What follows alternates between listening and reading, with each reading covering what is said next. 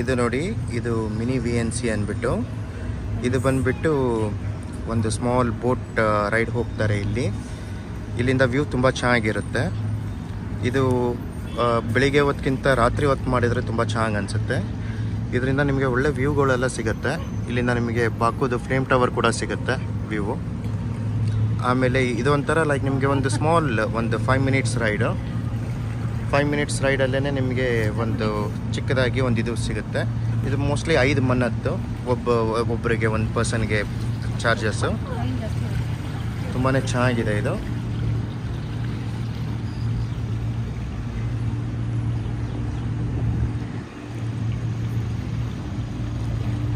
ಇಲ್ಲಿ ಖುಷಿಲ್ ನೋಡಿ ನೀರಲ್ಲಿ ಆಟ ಆಡ್ತಾ ಇದ್ದಾನೆ.